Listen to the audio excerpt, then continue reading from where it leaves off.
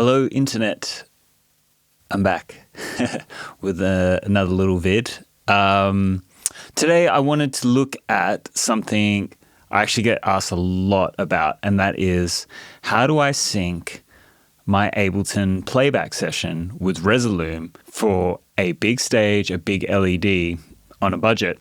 And, you know, in this kind of era of music where the budgets are low, but production value is still expected to be high, what I worked out is a really effective way of running playback and Resolume on the same computer and having a HDMI run to stage, and then me sending the visuals from stage.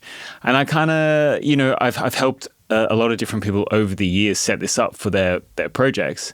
And I thought maybe it was time that I actually made a video about how I did it. I might lose some work, but I think it's valuable information and I'm cool with the world knowing about it. If you don't know, I am Upside Down Head. I am a producer, a musician, an artist, but also a music director. And I have had the privilege of touring with some of Australia's biggest artists over the years. I've been overseas, internationally. I've played huge festivals. I am so lucky in what I've been able to do and who I've been able to work with.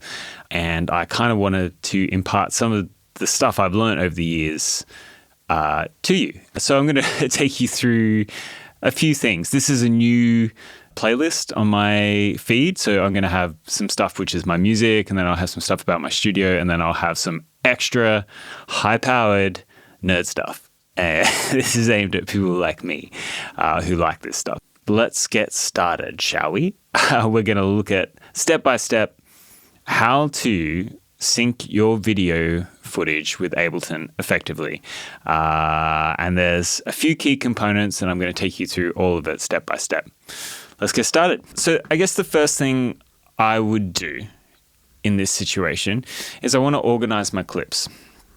I want to keep a original clip, but the first thing I want to do is convert this clip into the correct codec that works best with Resolume.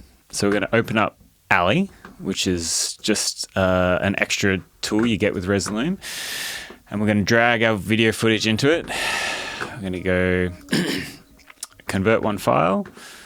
And then generally I do it like this. I do it no alpha, DXV high quality, and I turn the audio off. And then because then when you're dragging it into Resolume, you haven't still got the audio on. But I did some reading about this when I first started getting into it, about the idea that it actually can affect the playback somehow if that audio is still on. Maybe they fixed it now, but there's a few little bugs I encountered across the way. So I turned that off. And then you're like, well, how do I know it's matching? Oh, well, I'll show you how I check that it's actually matching. So let's queue that file, and then that's going to convert for us, and it's going to go to the same folder. So that won't take too long. It runs pretty quickly. And then while I'm doing that, let's create some timecode. So let's just keep it basic. We're going to make some timecode, keep it 10 minutes. I'm going to make it 8-bit. Sample rate, I'm going to make it the same as my session. Doesn't heaps matter. Ableton kind of converts that stuff, but I like to have everything kind of like unified. I'm going to do 25 frame rate. One of the lighting guys I started working with years ago was always requesting it was at 25. So here we are. So I'm going to generate this from this website, which is just a simple website that I think everyone uses. But yep, I'll put the link in the description. Cool. Download this bad boy. Let's go back into our Ableton session. Let's create a new lane. I'll call this LTC. So we're going to drag that in. Make sure it's not warped, which you can turn off in preferences earlier. This is the start of my song. So say I had a playback session, I'd have this labeled slowly, gently. I actually have just started using AbleSet, which is a wonderful piece of software. Here's our start point. So I'm going to make sure our LTC is starting there. Sometimes lighting guys ask for a bit of pre-roll, so you can start that earlier there. But this is how I'm going to start my song. I'm going to start it here. And And this is my tracks line, and this is my click and my cues. So the next step is make sure our original video file is there in Ableton. You can put it in a little window, put it to the side, and simply, I say it is always important to whoever's making the video footage actually give them the audio from the session, opposed to like just the MP3 of the song released or whatever, and give them the exact starting point and say, make this to that, bounce it to that starting point, and we're getting it in. It often doesn't work that way, but I'm just saying it's a good like mentality to try and do. And then we're going to open up Resolume. We're going to put our newly created Resolume codec file. Yay! I like to name them all, so this will be slowly up the top. And then, I go across, and I also like to color code them too, so they're all making sense and whatnot. But essentially, now I've got that in there, I have to scale it correctly. So we're just doing full HD right now, so we're going to go 1920 by 1080p. Yay, and that looks like a thing. And then I guess the next step is to click this and change it to SMPTE, otherwise known as timecode. And then we're going to match the offset here. So the offset I bounced in Ableton, we can look, is 01000. We'll go back into Resolume and we'll just type in the correct offset. So in Ableton, I'm sending the start of my clip at this time code, and then I'm saying to Resolume, this is where the clip starts. And we want to make sure they line up, and if we make sure they line up, we're away. Okay, so the next step. So next tool I use, I'll show you, is from the Connection Kit, just on the Ableton website, and it's OSCsend. And what we're going to do is we're going to send OSC messages to Resolume from Ableton, and they are going to trigger the clip.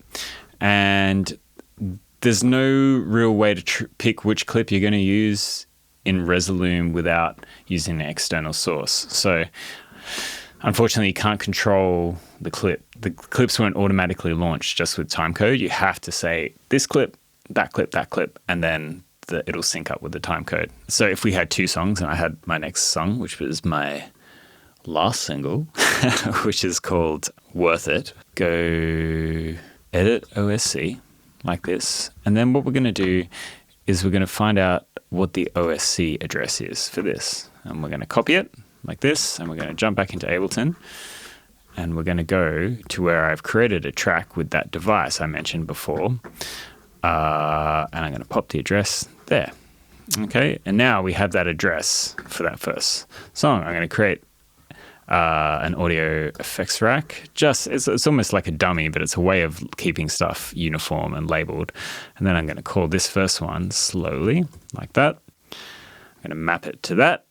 And then basically, like I'll show you. I'll also go like Worth It, Twice as Tough, whatever. And then if I go like this, I can create lanes for all of them. And then I can see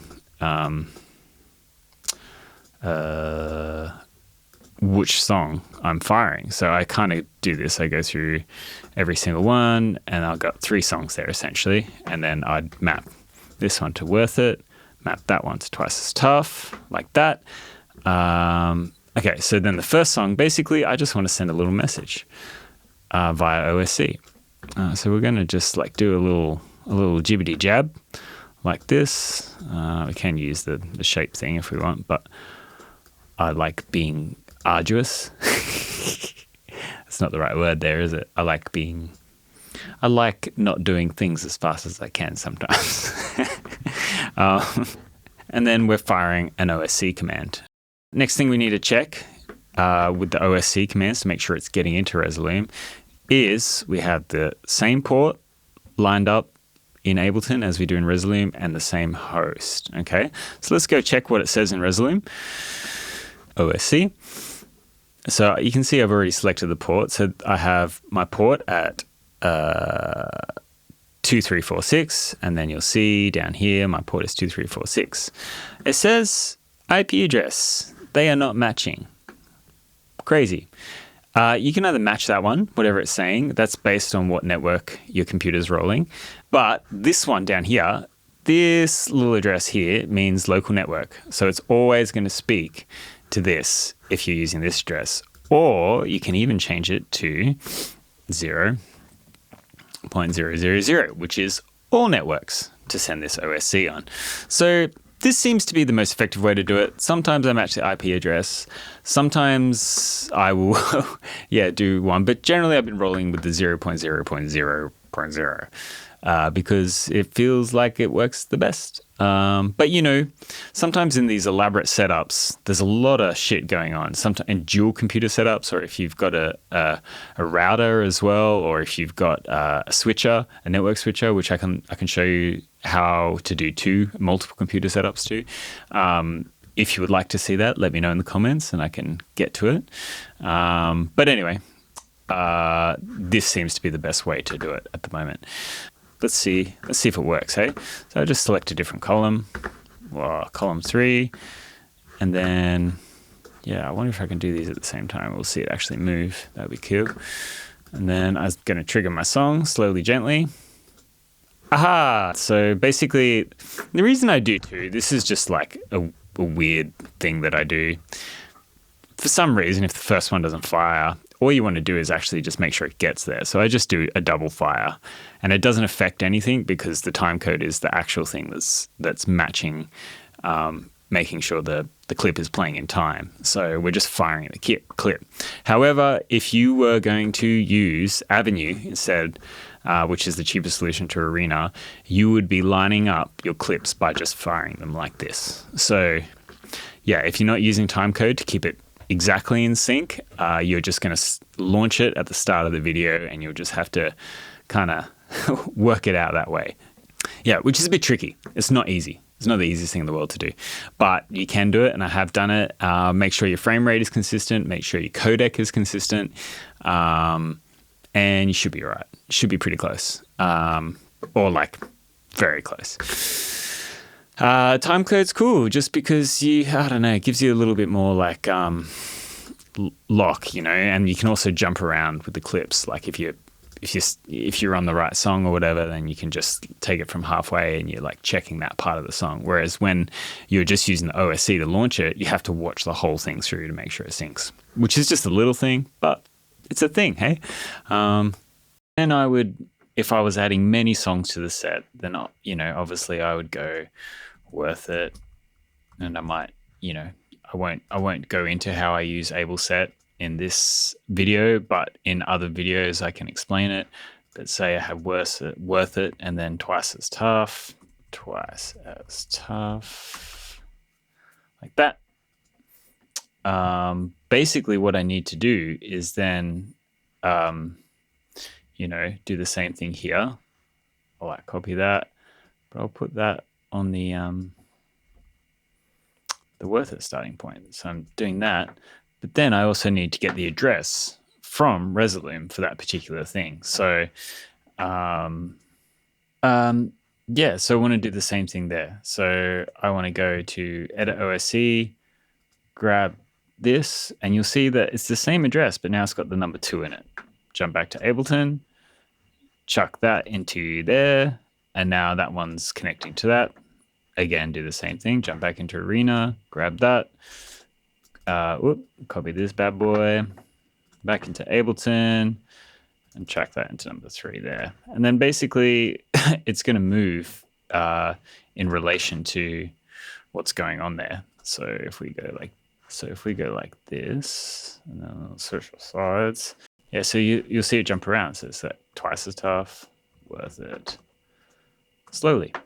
Simple. And you just keep doing that process. Clicking on here, edit OSC, get the address from what you want to control, and then assign it in Ableton. Our OSC is working. Great. Our LTC is there. Great. Now let's send the LTC to Resolume.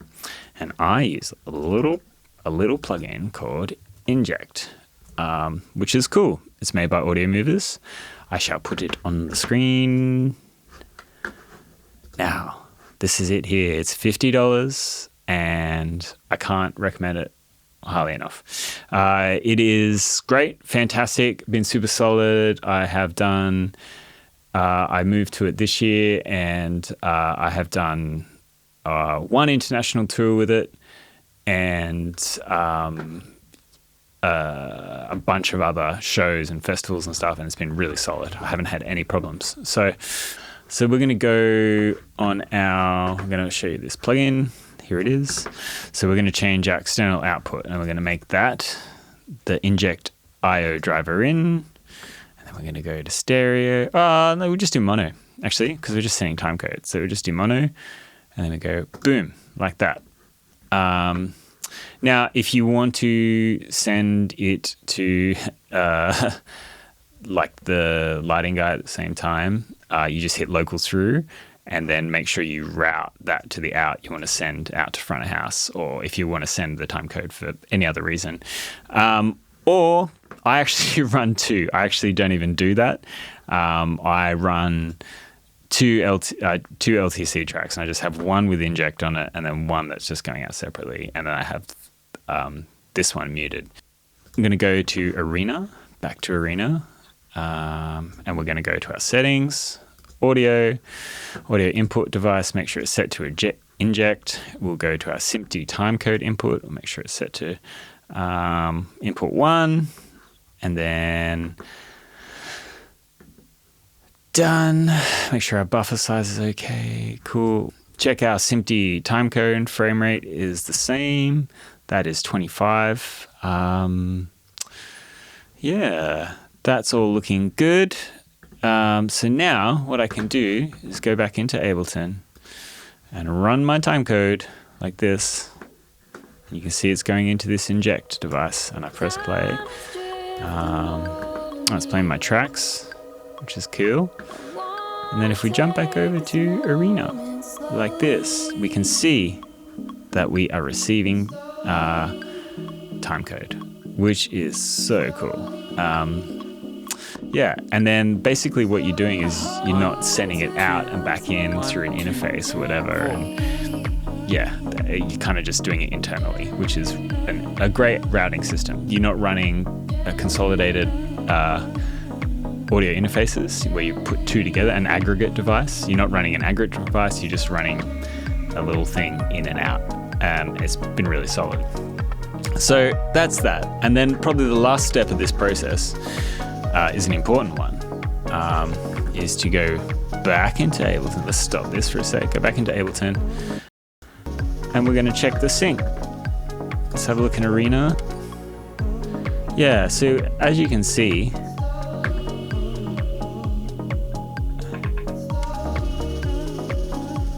make this a little bit bigger. But as you can see, they're not perfectly in sync, right? So this one is a little bit ahead. So there's a couple of easy fixes to that. And that's how I check what's going on with the audio file that's made. So if the person who's made the audio file has made it exactly to match up with my track, and it's exactly so, you can see right here that I've actually got it behind. So essentially what we want to do here is we want to rectify that. And the best way to do this is to grab both this clip here and this clip here, and if this is matched exactly to that, and then you drag both the timecode and the clip forward, and now they should be perfectly in sync. That was pretty rough, but you get the idea. I'll zoom in.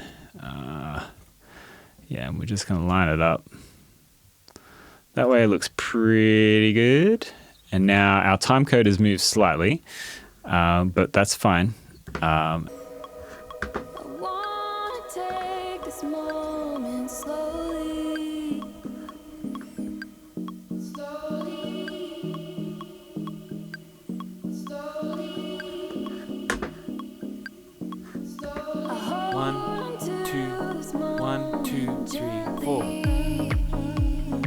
perfectly in sync now. But yeah, essentially what I'm doing is matching the audio. And because the person who's made the video, they've made it to the audio file, right?